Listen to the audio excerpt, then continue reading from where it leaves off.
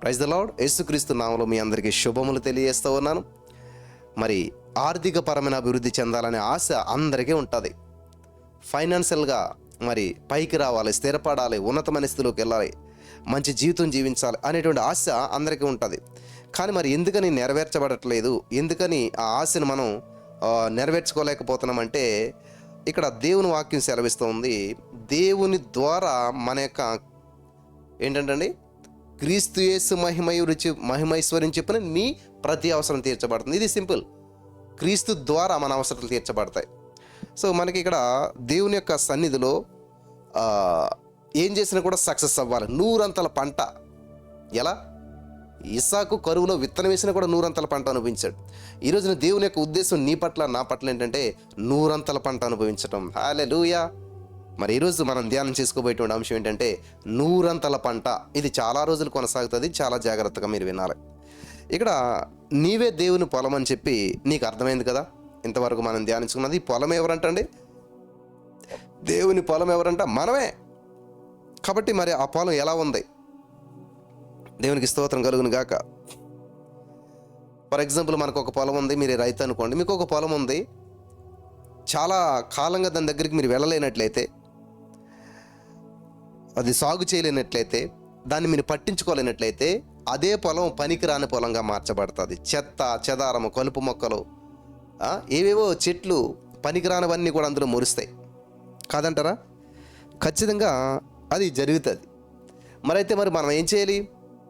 ఇటువంటి సిచ్యువేషన్లో మనం ఏం చేయాలి అంటే ఈరోజు మనం తెలుసుకుందాం. అది ముళ్ళ కంపల చేత, అనవసరమైన మొక్కల చేత నిండిపోయి పనికిరానటువంటి స్థలంగా మార్చబడుతుంది. అప్పుడు మనకున్న పొలం అలా పాడైపోయిందని చెప్పి మనం ఏం చేస్తాం? మనమేమో సమయం లేదు వెళ్ళటానికి. మీరు ఏదో పనిలో, ఉద్యోగంలో బిజీగా ఉన్నారు కాబట్టి ఏం చేస్తారంటే నమ్మకమైనటువంటి వాళ్ళని, పని వాళ్ళని, ఎవరినైనా సరే మరి లేరనుకోండి, నమ్మకమైన పనులు లేరు, నీకు సమయం లేకపోయినట్లయితే స్థలం ఏమైపోతుంది? అలాగే మిగిలిపోతుంది. అయినా కూడా ఆ స్థలం ఎంతో విలువైనటువంటిది. ఇది గమనించాలి. ఆ స్థలంలో ముళ్ళ కంపలు వచ్చాయి, చెత్తా చెదారం ఉంది అని చెప్పి స్థలం విలువ పోతుందా? పోదు. నాదే స్థలం, నాకు సమయం లేదు దాన్ని బాగు చేయడానికి, నమ్మకమైన పనులు కూడా దొరకలేదు, చెత్తా చెదారంతో నింపబడింది, కలుపు మొక్కలతో నిండిపోయింది, చూడటానికి చాలా గందరగోళంగా ఉంది. కానీ విలువ లేదా? ఎందుకు విలువ ఉండదు? ల్యాండ్కి ఎంత విలువ ఉంటుంది మీకు అందరికీ తెలుసు కదా. ఆ పొలం చూసినట్లయితే చాలా విలువైనటువంటిది. వింటున్నారా? అది వ్యవసాయం చేయడానికి కాదు, ఏదో కట్టడం కట్టుకోవటానికి తీసుకున్నటువంటి స్థలం అనుకుందాం. అది ఎప్పటికీ విలువైనటువంటిదే. మరి నీ హృదయం అనేటువంటి పొలంలో ఏ పంట ఉంది అంటే నీ జీవితం ప్రస్తుత పరిస్థితి ఎలా ఉన్నది, నీ యొక్క జీవిత విధానం, ఇప్పుడు ఫైనాన్షియల్ స్టేటస్ నీకు ఎలాగున్నది అని మిమ్మల్ని అడిగినట్లయితే, ఒకవేళ నీకు ఇష్టం లేనటువంటి, నీకు క్షేమం కానటువంటి పంట నీలో ఉన్నట్లయితే, నీకు ఇష్టం లేదు, నన్ను ఎవరు అడిగారు అన్నమాట, బ్రదర్ పొగాకు పంట వేసుకోవచ్చా అని చెప్పేసి,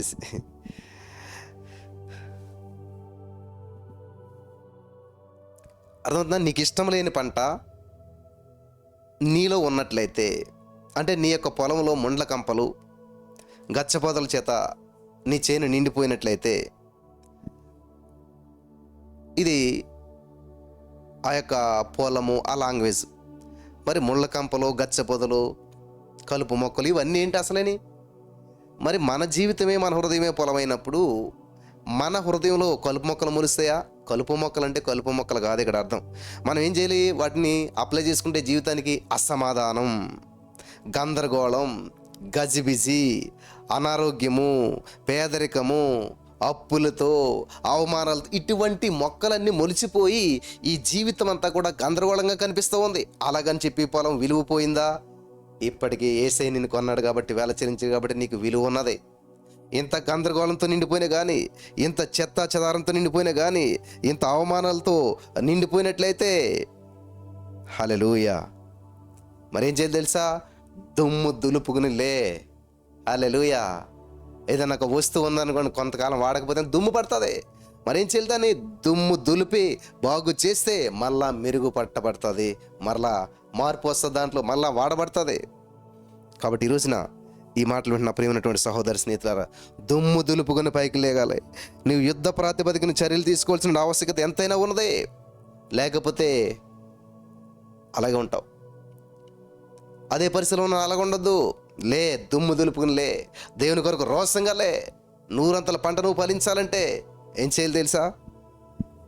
ఇప్పుడు నీ జీవితంలో 100 సంతోషము, 100 ఆరోగ్యము, 100 ఐశ్వర్యము, 100 అభివృద్ధి నీ జీవితంలో కలిగి ఉండటానికి మార్గాన్ని మనం వేసుకుంటున్నాం. హల్లెలూయా, బాట వేసుకుంటున్నాం. లేచి దులుపుకొని, దుమ్ము దులుపుకో, డస్ట్ దులుపుకో, చెత్త చెదారం తీసేసేయి, రెడీ చేసుకొని పొలాన్ని సిద్ధం చేసుకో. హల్లెలూయా. మరి 100 పంట మనం స్వతంత్రించుకోవాలంటే 100 పంట కొరకు 7 మెట్లు ఎక్కాలి. మనం ఏం చేయాలంటండి? 7 మెట్లు ఎక్కాలి.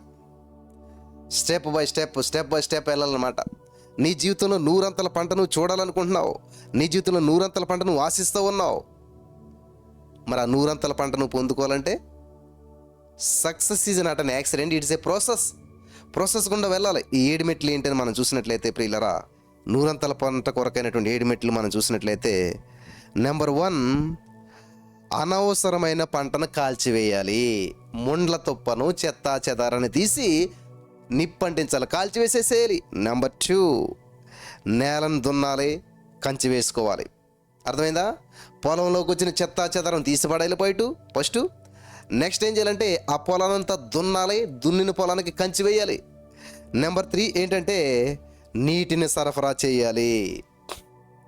అంటే ఆ యొక్క పొలానికి ఒక బావి తవ్వించడము, ఏదో చేసి నీరు వచ్చేలాగా నీటిని సరఫరా చేయాలి. నెంబర్ 4, ఫస్ట్ చెత్త చెదారం తొలగించావు, భూమిని దున్నావు, నీరు పెట్టావు. ఇప్పుడు ఏం చేయాలి? విత్తనం నాటాలి. 4వది విత్తనం నాటాలి. ఆ విత్తనం ఇప్పుడు మరి బతకాలి, ఫలించాలంటే నీరు పోయాలి. హల్లెలూయా. నువ్వు విత్తనం నాటావు, నీరు పోసావు, విత్తనం ఒకటే పెరగదు, దాని చుట్టూ కలుపు మొక్కలు పెరుగుతూ ఉంటుంటాయి. ఆ కలుపు మొక్కలను పెరగకుండా, పెరిగితే ఒకవేళ తీసి పారేస్తూ ఉండాలి. హల్లెలూయా. నీవు చేయవలసిందంతా చేసావు. ఇప్పుడు చివరగా యేసయ్య కనికరం కొరకు కనిపెట్టాలి. ఎందుకంటే ఆ యొక్క విత్తనంలో వృద్ధి కలిగించేవాడు, ఆ విత్తనంలోంచి పంటనిచ్చేవాడు, మిగతా పని అంతా చేసేవాడు దేవుడే. నువ్వు చేయవలసింది నువ్వు చేసి కనిపెట్టినట్లయితే, దేవుని కనికరం కొరకు చూసినట్లయితే, దేవుడు చేయవలసింది దేవుడు చేస్తాడు. హల్లెలూయా. దేవునికి స్తోత్రం కలుగును గాక. వింటున్నారా? నువ్వు చేయవలసింది నువ్వు చేసినట్లయితే దేవుడు చేయవలసింది దేవుడు చేస్తాడు. అంతేగాని నీ పని దేవుడు చేయడు, దేవుడి పని నువ్వు చేయకూడదు. కాబట్టి ఇక్కడ 7 పాయింట్లు మనం చూసుకుంటూ వచ్చినాం. మొట్టమొదట పాయింట్ని మనం ధ్యానం చేసుకుంటూ ముందుకెళ్దాం. హల్లెలూయా. దేవునికి స్తోత్రం కలుగును గాక. 100 పంటని మనం స్వతంత్రించుకోవడానికి ఉన్న 7 మెట్లు మొట్టమొదటిది ఏంటంటే అనవసరమైనటువంటి పంటను కాల్చివేయాలి. పంటే అది కూడాను చెడు విత్తనాల పంట ఉంటుంది, చెడు మొక్కల పంట ఉంటుంది. అది అనవసరమైనటువంటిది, మేలు చేసేది కాదు, కీడు చేసేది. కాబట్టి దాన్ని ఏం చేయాలి? తీసి పడేసి కాల్చేసేసేయాలి. ఎందుకు కాల్చాలంటే కాల్చకపోతే మళ్ళీ మొలుస్తుంది. కాబట్టి దాన్ని కాల్చి బూడి చేయాలి, సర్వనాశనం చేయాలి. హల్లెలూయా. కొంతమంది కొన్ని అలవాట్లు విడిచిపెడతారు, మందు, సిగరెట్ ఇవన్నీ విడిచిపెట్టినట్టే విడిచిపెడతారు బాప్తిసం పొందుకున్నప్పుడు. మరలా కొన్నాళ్ళకి మనస్సు లాగుతుంది అనమాట, మరలా కొన్నాళ్ళకి మళ్ళీ తెచ్చుకుంటారు. అందుకే కాల్చి పడేసేయాలి. నీలో ఉన్న చెత్త చెదారానంతా కూడా కాల్చి పడేసేయాలి. మరలా దాని వైపు చూడకూడదు, అప్పు తీసుకోకూడదని డెసిషన్ తీసుకున్నావు, కాల్చి పడేసేయాలి ఆ నిర్ణయాన్ని. మరలా ఆ యొక్క నిర్ణయం నీకు రాకూడదు. ఏరియా వెళ్తున్నప్పుడు ఆ యొక్క శిష్యుని ఎలీషాని పిలిచాడు అనమాట దేవుడు. ఆయన రామన్నప్పుడు ఏం చేస్తాడు? ఆయన ఏం చేస్తాడంటే తనకున్నటువంటి ఆ ఎడ్ల బండిని ఏం చేస్తాడు తెలుసా? ఆ ఎడ్ల బండిని ఇరగొట్టేసేసి ముక్కలు చేసేసేసి ఆ ఎద్దుల్ని చంపేసి ఆ దాని మీద వేసి కాల్చేస్తాడు ఆయన. ఎందుకంటే మరలా ఒకవేళ తిరిగి వచ్చి మళ్ళీ ఈ పనిలో జాయిన్ అయిపోతాం మేము. ఇలాగా దేవుని యొక్క శిష్యులు కూడా ఇలా చేస్తుంటే బాగుండేది. ఎలాగా? యేసు ప్రభువు నన్ను వెంబడించిన వెంటనే వలలు విడిచిపెట్టకుండా కాల్చేయవలసింది. కాల్చేస్తే మళ్ళీ యేసు ప్రభువుని సిలువేసినప్పుడు మళ్ళీ ఇంక వాళ్ళు ఎక్కడొచ్చి వాళ్ళుండే కాదు, బోట్లు ఉండే కాదు. కానీ వాళ్ళు ఏం చేశారు? విడిచిపెట్టి వచ్చారు. చాలామంది విడిచిపెట్టి వస్తూ ఉన్నారు. కాల్చేయాలి, కాల్చి పడేసేయాలి.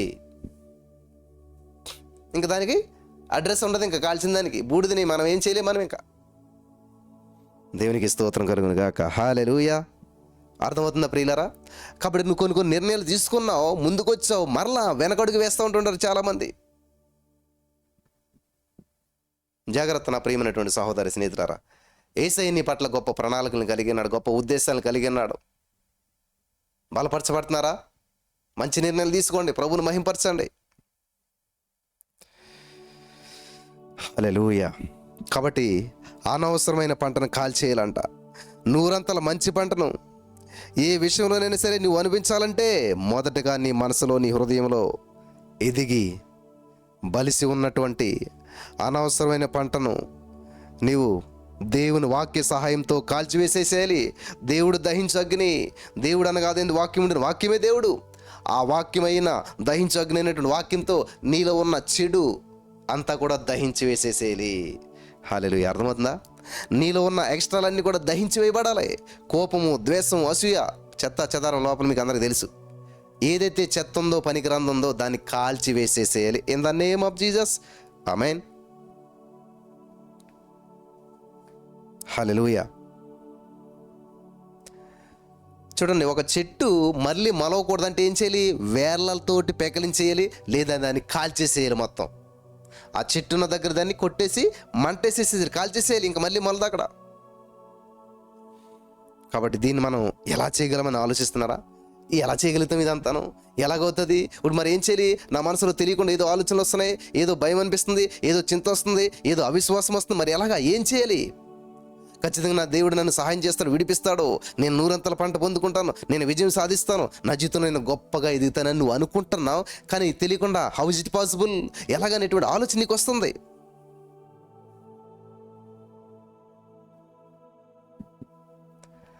ఇంతకు ముందు రోజుల్లో మేము ఇల్లు కట్టుకున్నప్పుడు ఏమైందంటే, కొబ్బరి చెట్టు ఉంది మాకు ఇల్లు కట్టుకునే ప్లేస్లో, కొట్టేసాం. ఎక్కడికి? సగం వేర్ల వరకు నరికారు. ఇలాగా రంపతో కోసేసారు, కానీ మొద్దు ఉండిపోయింది. మరి మీరు గమనించినట్లయితే ప్రియులారా, ఇంతకు ముందు రోజుల్లో ఏదైనా మొద్దు పెళ్ళగించాలంటే మరి దాన్ని గొడ్డలతో కొట్టాలి, గడ్డపారలు ఉపయోగించేవారు, ఇంకా గుణపారలు ఇవన్నీ తవ్వి చాలా కష్టపడేటువంటి వారు. అప్పటి కాలంలో ఒక పెద్ద అప్పటి రోజుల్లో, మేము ఇల్లు కట్టుకున్న రోజుల్లో ఒక పెద్ద మొద్దును తొలగించాలంటే చాలా సమయం పట్టేది. ఆ రోజుల్లో గుణపం పార ఇయ్యవాడేవారు, టెక్నాలజీ లేదు. కానీ దేవుని మహాకృపను బట్టి ప్రియులరా, గుణపం పార వాడి ఆ మొద్దుని తవ్వడానికి 2-3 రోజులు పట్టేది. అలా కొబ్బరి చెట్టు లోతు చాలా ఉండేది. ఆ రోజుల్లో ఆ సమస్య నుంచి బయటపడాలంటే చాలా సమయం పట్టేది. అదే పాత నిబంధన కాలం, పాత నిబంధనలో నీకున్న సమస్య నుంచి నువ్వు బయటపడాలంటే, నీకున్న సమస్య నువ్వు పెళ్ళగించాలంటే, నీకున్న ఆ యొక్క అనవసరమైన దాన్ని నువ్వు ఖర్చు చేయాలంటే, నీకున్న అనవసరమైన దాన్ని కాల్చివేయాలంటే చాలా సమయం పట్టేటువంటిది.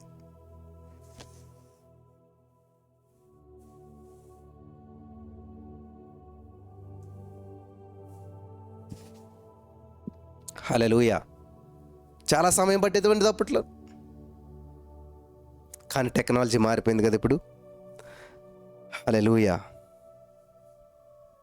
ఇప్పుడైతే ఎంత పెద్ద ముద్దైనా, ఎంత పెద్ద చెట్టైనా వేర్లతో నిమిషాలతో పెళ్ళగించేటువంటి మరి ఎన్ని సంవత్సరాల నుంచి పెరుగుతున్నటువంటి ఎంత గొప్ప చెట్టు, మహావృక్షమైనా సరే, ఎంత బలిసిన చెట్టు అయినా సరే పెళ్ళగించడానికి కేవలం కొన్ని సెకండ్లు లేక కొన్ని నిమిషాలు అంతే పడుతుంది ఇప్పుడు. హల్లెలూయా. అటువంటి యంత్రాలు అందుబాటులోకి వచ్చేసాయి మనకి. ఏంటయి? జేసీబీ తెలుసు కదా, ఎట్లా ఉంటుంది, హస్తం లాగాను. అదేం చేస్తుంది? ఆ చెట్టు వేరు లోపలికి పెట్టి చేత్తోటి తీసి పెట్టినట్టు పక్కన పెట్టేస్తుంది. సెకండ్స్లోను మొత్తం చెట్టుని వేళ్లతో సహా అలా లేపి ఇలా పెడుతుంది. చూస్తుంటారు కదా మీరు. నేను చూశాను చాలా చెట్లు, పెద్ద 100 సంవత్సరాల చెట్టుని కూడా ఒక్క నిమిషంలో ఇలా లేపి అలా పెట్టేస్తుంది. మీరు చూసే ఉంటారు. అంటే దీన్ని బట్టి అర్థం చేసుకోవాల్సింది ఏంటంటే, పాత నిబంధన కాలంలో నీ యొక్క సమస్య దహించి వేయబడాలి, పెళ్ళగించబడాలంటే చాలా పెద్ద ప్రాసెస్. ఆమేన్. కానీ క్రొత్త నిబంధనలో 1 minute 1 second. హల్లెలూయా, దేవునికి స్తోత్రం కలుగును గాక. ఇది మరి శ్రేష్టమైనటువంటి వాగ్దానాలపై ఉన్నటువంటి కొత్త నిబంధన పద్ధతి కదా. ఇప్పుడు మనం కొత్త నిబంధనలో ఉన్నాం. మన ఆధ్యాత్మికంగా అవసరమైనటువంటి పంటను ఏ రీతిగా, అనవసరమైన పంటను పెళ్ళగించాలి, ఏ రీతిగా కాల్చివేయగలుగుతాం అని అంటే ఇక్కడ ఇప్పుడు వాక్యం లోతుల్లోకి వెళ్ళిపోదాం మనం. ఇదంతా జనరలైజేషన్ మీకు అర్థమవుతుందని చెప్పాను. ఇక్కడ నుంచి ఇప్పుడు వాక్యం చూపించి ఆత్మీయంగా మనకు అనవసరమైన పంటను గమనించాలి. అవసరమైనది కదా, ఆత్మీయంగా అనవసరమైన పంటను ఎలా పెళ్ళగించాలి, ఎలా కాల్చివేయగలుగుతాం అనేటువంటి ఆలోచన మీకు వచ్చింది. ఫస్ట్ అనవసరమైన తొలగిస్తేనే కానీ అవసరమైనది నీలోకి రాదు. అర్థమవుతుందా? చూడండి, ఫస్ట్ మనం లేచినట్టు ఏం చేస్తాం? బ్రష్ చేస్తాం. అంటే పళ్ళకు ఉన్నటువంటి దాన్ని అంతా తొలగిస్తాం, నాలుక మీద ఉన్న దాన్ని తొలగిస్తాం. ఇదంతా తీసేసి బయటికి చెత్త అంతా పంపేసి ఈ డస్ట్ అంతా ఇదంతా తీసేసిన తర్వాత అప్పుడు మనం లోపలికి ఏదైనా పంపుతాం. అలాగే మనల్ని మనం ఏం చేయాలంటే ఈ డస్ట్, ఈ చెత్త, ఈ చెదారం, ఇదంతా కూడా ఈ చెడుగు ఏదైతే ఉందో దాన్ని తీసివేసేయాలి, పెళ్ళగించి వేసేయాలి, కాల్చివేసేసేయాలి.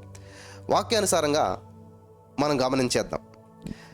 ఇర్మియా గ్రంథం 1వ అధ్యాయం 9-10 వచనాలు మనం చదివినట్లయితే, ఇర్మియా గ్రంథం 1వ అధ్యాయం 9-10 వచనాల్లో దేవుని యొక్క వాక్యం సెలవిస్తుందంటే, అప్పుడు యెహోవా చేయి చాపి నా నోరు ముట్టి ఇలాగూ సెలవిచ్చెను, ఇదిగో నేను నీ మాట నా మాటలు ఉంచున్నాను, నీ నోట నా మాటలు, నీ నోట నా మాటలు ఉంచున్నానని చెప్పి ఇర్మియాతో దేవుడు చెప్తున్న మాటలు.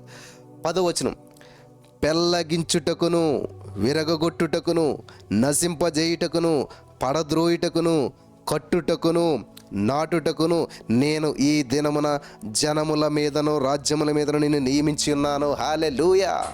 మనం ఏదైతే ప్రశ్నించుకున్నామో, ఏదైతే ఆలోచన చేస్తున్నామో, ఎలా పెళ్ళగించాలి, ఎలా కాల్చివేసేసేయాలి, ఎలాగా ఇదంతా అనుకుంటున్నావు కదా, దేవుడు ఇక్కడ నీకు సమాధానం ఇచ్చాడు. వాక్యం ద్వారా సమాధానం ఇస్తూ ఉన్నాడు. ఎలా నువ్వు బయటపడాలి, ఎలా ఈ బంధకాల నుంచి బయటపడాలి, ఎలా ఈ సమస్య నుంచి బయటపడాలి అనే ఆలోచన నీకు ఉన్నట్లయితే ఈ రోజున మరి మంటి ఘటంలో మహిమైశ్వర్యం నింపడానికి దేవుడు సిద్ధంగా ఉన్నాడు. 100 పంట ఇవ్వడానికి నీకు సిద్ధంగా ఉన్నాడు. మొట్టమొదట ఏం చేయాలి తెలుసా? అనవసరమైన పంటను కాల్చివేసేసేయాలి. ఎలా అంటే ఇర్మియా గ్రంథం 1:10లో దేవుడు చెప్తున్నాడు, పెళ్ళగించుటకును, విరగొట్టుటకును, నశింపజేయుటకును, పడద్రోయుటకును, కట్టుటకును, నాటుటకును నేను ఈ దినమున జనుల మీద రాజ్యముల మీదను నేను నియమించి ఉన్నాను. హల్లెలూయా. కాబట్టి దేవుని మాటలతోనే మనం అనవసరమైనటువంటి పంటను పెళ్ళగించగలుగుతాం. దేవుని వాక్యంతోటే, దేవుని మాటలతోటే అనవసరమైన పంట పెళ్ళగించేస్తాం. ఆమేన్. హల్లెలూయా. కాబట్టి నీలో ఉన్న అనవసరమైనటువంటి పరిస్థితికి వ్యతిరేకమైనటువంటి దేవుని వాగ్దానాలను మాట్లాడటం ద్వారా నీవు పెళ్ళగించగలుగుతావు. హల్లెలూయా. వింటున్నారా? నీ జీవితంలో నీకు వ్యతిరేకంగా ఉన్న పరిస్థితిని, నీకు వ్యతిరేకంగా ఉన్న ప్రతి దానిని, ప్రతి చెట్టును, ప్రతి దాన్ని తొలగించాలంటే ఏం చేయాలంట? దేవుని వాగ్దానాలను మాట్లాడటం ద్వారా నీవు వాటిని పెళ్ళగించగలుగుతావు. దేవుని వాగ్దానం ఎత్తుబట్టి పలకాలి. సమస్య వచ్చినట్లయితే వెంటనే మనం ఏం చేస్తామంటే అమ్మా, నాన్న, అయ్యో అయ్యో అంటుంటున్నా కానీ వాగ్దానాన్ని పలకం మనం, దేవుని వాక్యాన్ని పలకం, దేవుని మీద ఆధారపడమను, దేవుని వైపు చూడమనం. హల్లెలూయా. దేవునికి స్తోత్రం కలుగును గాక. కాబట్టి ఈరోజు నీ మాటలు వింటున్న ప్రియమైనటువంటి సహోదరి, యేసయ్య నేను ఎంతగానో ప్రేమిస్తున్నాడు. నీ మంటి ఘటంలో మహిమైశ్వర్యం నింపాలని ఆయన చూస్తున్నాడు. దేవునికి స్తోత్రం కలుగును గాక. కాబట్టి పెళ్ళగించడానికి అక్కడ దేవుడు ఒక ప్రణాళిక వేసాడు. ఏంటంటే ఆ దేవుని యొక్క వాగ్దానాలను పలుకుతూ ఉండాలి. వాగ్దానం తీసుకుని బయలులో పెడతాం కాదు, గోడలకు పెడతాం కాదు. నువ్వు పలికితే ఫలితం ఉంటుంది, పలికితే ఫలితం ఉంటుంది. గోడలకు పెడితే కాదు. ఆ వాక్యాన్ని నువ్వు ధ్యానించాలి, నీ బ్లడ్లోకి వెళ్ళాలి, నీ మైండ్లోకి వెళ్ళాలి, నీ మనసు అంతా నింపబడాలి, నీ హృదయం నింపబడాలి. నీ హృదయం నిండిన దాన్ని బట్టి నీ రోజు మాట్లాడుతుందంట. ఏంది? The name of Jesus. హల్లెలూయా. పెళ్ళగించడం చూసాం, ఇప్పుడు కాల్చివేయటం చూద్దాం. మరి పంట కాల్చబడాలంటే ఎలాగా? ఈ పంట ఎలా కాల్చేసేయాలి అంటే, నాలో ఉన్న వ్యర్థమైన పంట ఎలా కాల్చేసేసేయాలి అంటే వాక్యం ప్రకారం మనం గమనిద్దాం. హెబ్రీ పత్రిక 12:29లో మన దేవుడు దహించు అగ్ని అయి ఉన్నాడు. మన దేవుడు దహించు అగ్ని అయి ఉన్నాడు. హల్లెలూయా. యెషయా గ్రంథం 27:4లో చూసినట్లయితే నా యందు క్రోధము లేదు. గచ్చ పొదలను బలు రక్షించే చెట్లను ఒకవేళ ఉండిన ఎడల యుద్ధము చేయువాని వలె నేను వాటిలోనికి వడిగా వచ్చి తప్పక వాటిని కాల్చివేయుదును. హల్లెలూయా! What a wonderful God. దేవుడు చూడండి ఎంత అద్భుతంగా మన మధ్యలో ప్రవేశిస్తూ ఉన్నాడో. దహించు అగ్ని అనే దేవుడు ఎప్పుడైతే వచ్చాడో, నీలో ఉన్న చెడు, నీలో ఉన్నటువంటి మరి చింత సమస్య ఏదైనా సరే పెళ్ళగించబడతా మాత్రం కదా, కాల్చివేయబడుతుందంట. ఆమేన్. యెషయా గ్రంథం 10:17 ఇశ్రాయేలు యొక్క వెలుగు అగ్నియును, అతని పరిశుద్ధ దేవుడు జ్వాలయునగును. Thank you Jesus. హల్లెలూయా. 5 విషయాలు చెప్తాను, జాగ్రత్తగా రాసుకోండి ప్రియులారా. యేసయ్య ఒక అగ్ని. ఎలాగా? యెషయా 10:17 ప్రకారం. ఆయన మాట ఒక అగ్ని. ఇర్మియా 23:29 ప్రకారం. యాకోబు 3:6 ప్రకారం నాలుకయే అగ్ని. నాలుక అగ్ని. అపోస్తుల కార్యములు 2:3 ప్రకారం అగ్ని నాలుకలు. మీకా 1:4 ప్రకారం ఆయన సన్నిధి. దేవునికి స్తోత్రం కలుగును గాక. In the name of Jesus. నాలుక అగ్ని అంట. నాలుక అంటే ఏంటి? మన మాటలు. అగ్ని నాలుకలు అంటే అర్థం ఏంటి అక్కడ? అది అపోస్తుల కార్యం 2:3 అగ్ని నాలుకలు అంటే అర్థం ఏంటి? భాషలో. Thank you Jesus. ఆయన సన్నిధి మీకా 1:4 ప్రకారం, కీర్తన 97:5 ప్రకారం అగ్ని ఆయన సన్నిధి. కాబట్టి ఈ లేఖనాలన్నింటిని బట్టి మనం చదివినట్లయితే, నీలో ఉన్న అనవసరమైన పంటను పెళ్ళగించాలన్నా లేకపోతే కాల్చివేయాలన్నా కూడా నీవు నీ నోటిని సరిగా ఉపయోగించుకోవడం నేర్చుకోవాలి. అగ్గిపెట్టి నీ నోట్లో ఉందని చెప్పాలన్నమాట. అంటే నీ నోటి నువ్వు సరిగా ఉపయోగించడం నేర్చుకోవాలి.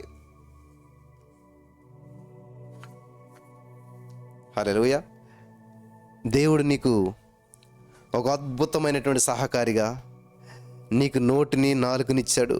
చాలామంది ఈ నోటిని గురించినటువంటి అవగాహన లేదు. ఈ నోటిని దేవుడు నీకు ఇచ్చాడు. జీవ మరణాలు 4 వశం. ఈ నోటిని దేవుడు నీకు ఇచ్చాడు. ఈ నోటిని ఉపయోగించుకోవడం రావాలి. ఈ నోటిని అవగాహన చేసుకోవడం రావాలి.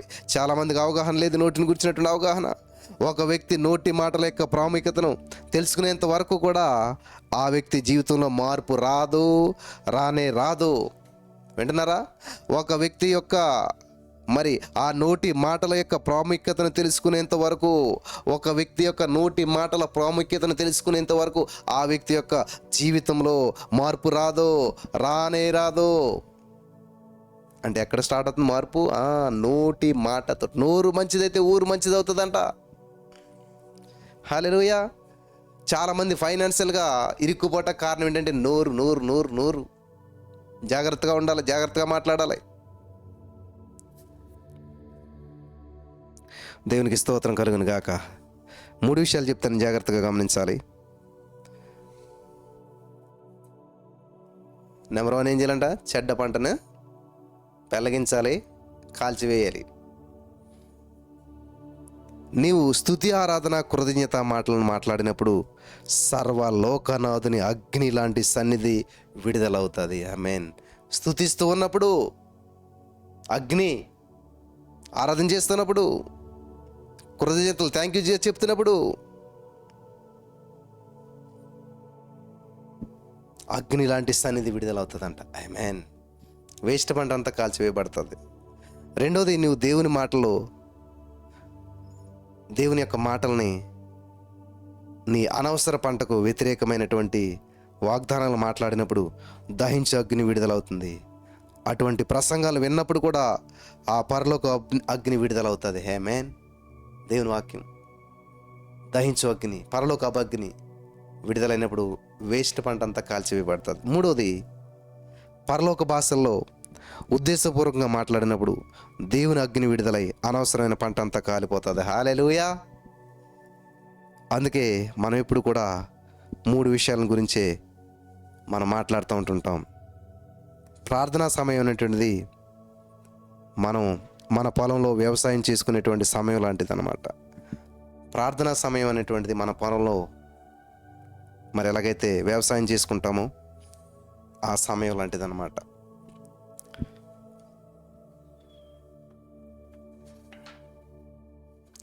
ఇంకొక పాయింట్ కూడా మనం చూసుకుందాం. నెంబర్ 1 ఏం చేయాలంటండి, ఇక్కడ ఈరోజు చూసుకున్నటువంటి విషయంలో మన 7 మెట్లు మనం చూస్తూ వచ్చి ఉన్నాం. అందులో మొదటి మెట్టు నూరంతల పంటలో మొట్టమొదటి మెట్టు ఏంటంటండి, అనవసరమైన పంటను కాల్చివేయాలి. అనవసరమైన పంటను కాల్చేయాలి. మరి రెండో పాయింట్ ఏంటంట, నేలను దున్నాలి. హల్లెలూయా. రెండో పాయింట్ ఏంటంట, నేలను దున్నాలి. అనవసరమైన పంటనంతా కూడా కాల్చేసిన తర్వాత నేలను సాగు చేయాలి. ఇవన్నీ నాకు ఎక్స్పీరియన్స్ ఉంది పొలంలోను. మరి పంట పండిన తర్వాత కొన్నాళ్ళు గ్యాప్ వస్తుంది కాబట్టి ఆ పొలం అలా వదిలేద్దలకి కలుపు మొక్కలు చెత్త చెదారం మొలిచిపోయేది. అప్పుడు మేము వెళ్ళి ఏం చేసామంటే కాల్చేసేవాళ్ళం. కాల్చేసిన తర్వాత అదంతా కూడా బూడిదైపోయేది. ఆ బూడిదని అలా ఉంచేసేసి దున్నేసేవారు నేలను అంతా కూడా. నేలను దున్నేసిన తర్వాత మరి నేలను సాగు చేయాలి. దాన్ని మంచి నేలగా మార్చాలంటే దానిని దున్నాలి. ఎప్పుడైతే దున్నుతావో అందులో ఉన్న రాళ్ళు రప్పలు ఇవన్నీ కూడా బయటికి పోతాయి. చెత్త చెదారం అంతా కూడా తీసివేయబడుతుంది. ఒకసారి అనవసరమైన పంటను కాల్చేసిన తర్వాత మరలా అనవసరమైన ఆలోచనలతో, మాటలతో, క్రియలతో అనవసరమైన విత్తనాలను విత్తుకోకూడదు. ఇంకా అటువంటి వాటిని ఎక్కడా కూడా జాడ లేకుండా చేయాలి. హల్లెలూయా. నువ్వేదైతే విడిచిపెట్టేసావో ఆధ్యాత్మికమైన జీవితం కోసం, నువ్వేదైతే సమస్య నుంచి బయటపడిపోయావో మరలా దాని కొరకు చూడకూడదు, దాని గురించి ఆలోచించకూడదు. మరలా అటువంటి విత్తనాలు విత్తబడకుండా చూసుకోవాలి. హల్లెలూయా. అంటే గతంలో చేసినటువంటి తప్పిదాన్ని మరలా చేయొద్దు. ఇది చాలా ప్రాముఖ్యమైన విషయం అన్నమాట. గతంలో ఏ తప్పు చేసి నువ్వు ఇరుక్కుపోయావో, గతంలో ఎవరికో సంతకం పెట్టి నువ్వు ఎలాగే తప్పుల్లోకి వెళ్ళిపోయావో, గతంలో ఎవరికైతే ఏదో మేలు చేసి ఇరుక్కుపోయావో, గతంలో ఎవరికో సాయం చేసి చూడండి ఎగరాబోయి బోర్లా పడ్డాడంట. అలాగ చాలామంది మేలు చేద్దారని చెప్పి కీడులో ఇరుక్కుంటారు. వింటున్నారా? పాముకు పాలిస్తే విషం పెరిగిందంట. అయ్యో పాము చచ్చిపోయేలాగా ఉందని ఇంటికి తీసుకొచ్చి పాలేసి పెంచితే కొంతకాలానికి అది విషం పెరిగి కాటేసి చంపేసింది పెంచినోడిని.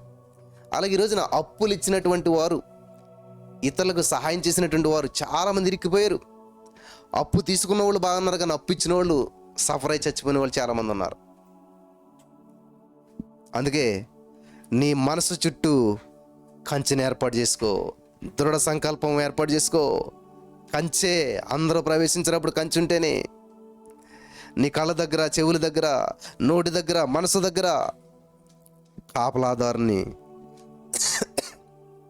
కాపలాదారులాగా పనిచేయి. నువ్వే కాపలాదారులాగా పనిచేయి. ఎక్కడ? నీ మనసు దగ్గర నీ కంచెను ఏర్పాటు చేసుకుని, నీ కళ్ళు దగ్గర, చెవుల దగ్గర, నోటి దగ్గర, మనసు దగ్గర నువ్వే కాపలాగా ఉండు. మనసు ఏం ఆలోచన చేస్తున్నాయి, కళ్ళు ఏం చూస్తున్నాయి, చెవులు ఏం వింటున్నాయి, నోరేం మాట్లాడుతుంది, నువ్వు కాపలా ఉండాలి. హల్లెలూయా, హల్లెలూయా. అందుకే సామెతలు 4:23లో నీ హృదయంలో నుండి జీవధారలు అంటే ఏంటంటే భవిష్యత్తు బయలుదేరుతుంది. కాబట్టి అన్నిటికంటే ముఖ్యంగా నీ హృదయం భద్రంగా కాపాడుకొనుము. నువ్వే కాపాడుకో. నీ హృదయాన్ని నువ్వే కాపాడుకో. నీ హృదయానికి నువ్వే కావలిగా ఉండు. హల్లెలూయా. ఏంటంటే హృదయం, ఈ హృదయానికి మళ్ళీ ద్వారాలు ఉంటాయి. ఈ హృదయాన్ని నువ్వు కాపాడుకోవాలి. గేట్ కీపర్గా నువ్వే ఉండాలి. ఈ హృదయంలోకి ద్వారాలు ఉంటాయి. ఆ ద్వారాల దగ్గర నువ్వు కాపాడాలి. గేట్ కీపర్గా నువ్వు ఉండాలి. ఏంటి ఆ ద్వారాలు అంటే 4 ఏంటంటే మనస్సు. ఆ మనస్సు ద్వారా హృదయంలోకి వెళ్తుంది. ఈ మనస్సు ఏదైతే అనుకుంటుందో అది హృదయంలోకి పోతుంది. కాబట్టి మనస్సు, కళ్ళు, చెవులు, నోరు, ఈ మనకి అన్నీ తెలుసులేండి. కళ్ళు, నోరు, చెవులు తెలుసు, కానీ మనస్సు కూడా ఒక ద్వారం. ఈ 4 ద్వారాల ద్వారా ఏమవుతుందంటే హృదయంలోకి ప్రవేశిస్తుంది ఏదైనా సరే. ఈ హృదయం నిండిన దాన్ని బట్టే నోరు మాట్లాడుతుందంట. హల్లెలూయా. కాబట్టి నువ్వు ఏమి ఆలోచిస్తున్నావో జాగ్రత్త. నువ్వు ఏమి చూస్తున్నావో, ఏమి వింటున్నావో, ఏమి మాట్లాడుతున్నావో జాగ్రత్తగా ఉండాలి. సామెతలు 24:31లో ఇదిగో దాని అంతటా ముండ్ల తుప్పలు బలిసి ఉండెను, దూలగొండ్లు దాని కప్పి ఉండెను, దాని రాతి గోడ పడి ఉండెను. అది నూరంతల పంట నాశనం అయిపోవడానికి కారణం ఏంటంటే ఇదే. మరి నువ్వు నూరంతల పంట స్వతంత్రించుకోవాలంటే ఏం చేయాలి? ఇలాగా నువ్వే గేట్ కీపర్గా ఉండాలి. నువ్వే చదువుని చేసుకోవాలి. నువ్వే చెత్తను కాల్ చేసి నువ్వే చదువుని చేసుకుని గేట్ కీపర్గా ఉండి. 2 తిమోతి 1:7లో దేవుడు మనకు శక్తియు ప్రేమ ఇంద్రియ నిగ్రహం గల ఆత్మనే ఇచ్చిన కానీ పిరికితనం గల ఆత్మ ఇంద్రియ నిగ్రహం గల ఆత్మను. నిగ్రహించుకోవాలి. అప్పు చేసేయాలని మనసు వచ్చేస్తుంది, ఇంకా సమస్య నుంచి బయటపడలేం మనం. ఇంకా తప్పదు, అప్పు చేసేద్దాం. కంట్రోల్ చేసుకో. మళ్ళీ ఎటువంటి ఆఫర్ వస్తుందో రాదో, మళ్ళీ అంత తక్కువ గిల్లు వస్తుందో రాదో, మళ్ళీ అంత తక్కువ కార్ వస్తుందో రాదో, ఎలాగైనా సరే అప్పు చేసుకునేద్దాం. అక్కడే టెంప్ట్ అయిపోరు చాలామంది, అక్కడే లాస్ పోయారు చాలామంది, అక్కడే ఇరుక్కుపోయారు చాలామంది. ఇప్పుడే కొనాలి లేకపోతే కొనలేం, ఇప్పుడే చేయాలి లేకపోతే చేయలేం. హల్లెలూయా. కానీ దేవుడు ఏమన్నా తెలుసా? 1 పేతురు 5:6 తగిన సమయం ఆయన మిమ్మల్ని హెచ్చించే రీతిగా ఆయన బలిష్టమైన చేతికి దీన మనసులో ఉండండి, సైలెంట్గా ఉండండి, వేచి ఉండండి, తొందరపడొద్దు. కానీ మనం ఏం చేస్తాం? తొందర టైం అయిపోతుంది.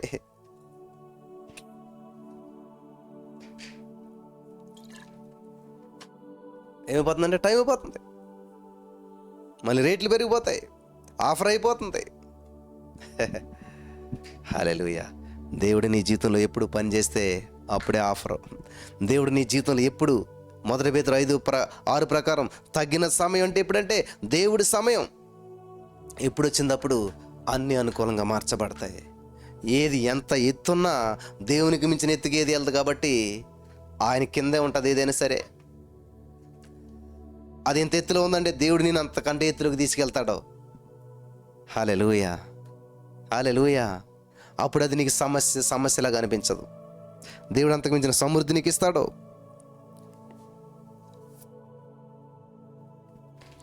కాబట్టి యొక్క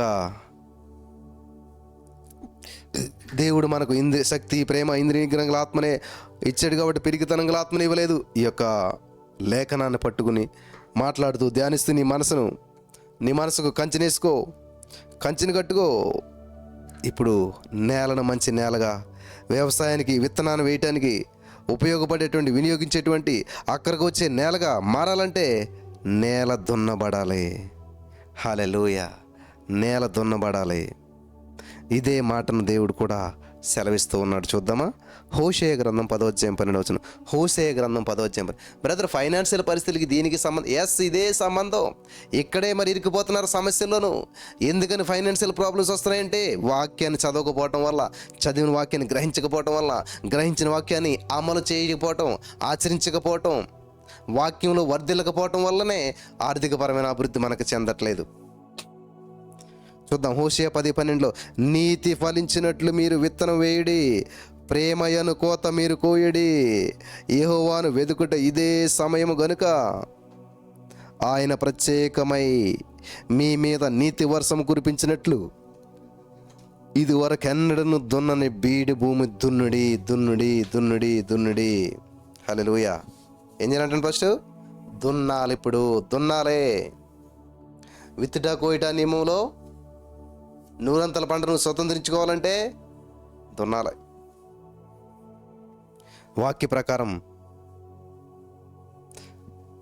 మనం గ్రహించినటువంటి విషయం ఏంటంటే, మనం ఎక్కువగా దేవుని యొక్క వాక్యాన్ని భాషలతో మాట్లాడతాం. స్తుతి ఆరాధన ఎక్కువగా చేసినప్పుడు మన మనసు, హృదయం దున్నబడుతుంది. విత్తనం విత్తబడటానికి సిద్ధపడుతుంది. వృద్ధి పొందటానికి తన ప్రయాణాన్ని ప్రారంభిస్తుంది. ఎక్కువగా భాషల్లో ప్రార్థించాలి, స్తుతి ఆరాధన చెయ్యాలి, దేవుని మహింపరచాలి. అప్పుడు నువ్వు ఫలించగలుగుతావు. హల్లెలూయా. ఇర్మియా 6:10.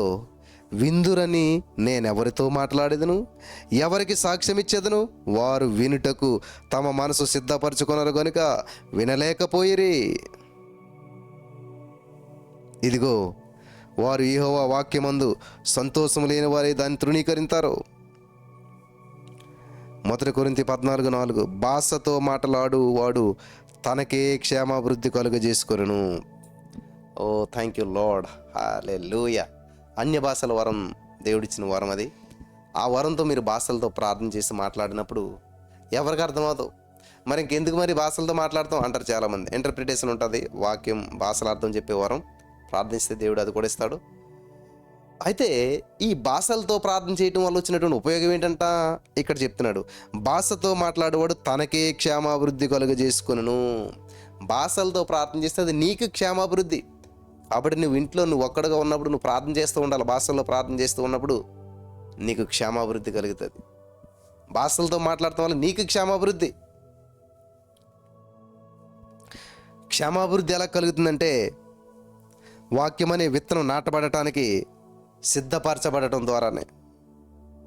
దున్నడానికి ఉపయోగించేటువంటి నాగలికి కానీ వేరే ఇతర యంత్రాలకు కానీ ఏముంటాయి? పళ్ళు ఉంటాయి. చివరేముంటుంది? ఇన్నాళ్ళ చెక్కతోటి చివర ఐరన్ పని పెట్టేవారు. ఇప్పుడు అంటే మొత్తం ఐరన్ వచ్చేస్తుంది. గమనించారు నా ప్రియమైనటువంటి సహోదరి స్నేహితులారా? మరి నీ హృదయం అనే పొలానికి నాగలి, 32 పళ్ళు కలిగినట్టు నీ నోరు, హల్లెలూయా, నీ నాలుకే నాగలి, అదే పన్ను. హల్లెలూయా. కావాలంటే మీరు స్తుతించి చూడండి, ఒక 2 గంటల భాషల్లో ప్రార్థించి చూడండి, ఒక ప్రసంగాన్ని వినండి, లేదా బైబిల్ గ్రంథాన్ని చక్కగా చదవండి ఒక 2 గంటలు పెట్టుకుని. నీ హృదయం దున్నబడ్డాదో లేదో నీకే అర్థమైపోతుంది. భాషలతో మాట్లాడితే, నీ నోటిని సరిగా ఉపయోగిస్తే నీవు దున్నబడతావు ప్రియులారా. అంటే నీ మనసు, నీ యొక్క ఆలోచనలు ఆత్మ దేవుని చేత, నీ యొక్క ఆత్మ దేవుని మాటలను వినటానికి, గ్రహించడానికి సిద్ధంగా ఉన్నప్పుడు ఖచ్చితంగా నువ్వు ఫలితాలు చూడగలుగుతావు. కాబట్టి ఈరోజు 2 విషయాలు మనం నేర్చుకుంటూ వచ్చి ఉన్నాం. నెంబర్ 1, చెడ్డ వాటిని తొలగించేసేయాలి, చెడు పంటను. అలాగే మరి దున్నాలి. ఇవి చాలా ఇంపార్టెంట్. మిగతా విషయాలు మనం తర్వాత వర్తమానంలో నేర్చుకుందాం. హల్లెలూయా. 100 పంట చాలా అద్భుతమైన వర్తమానం. ఇందులో 100 పంటను స్వతంత్రించే 7 మెట్లు ఉన్నాయి. అందులో 2 మెట్లు ఎక్క మనం మిగతా మనం ధ్యానం చేసుకుందాం. పరిశుద్ధాత్మ సహాయం చేయను గాక. ఆమేన్.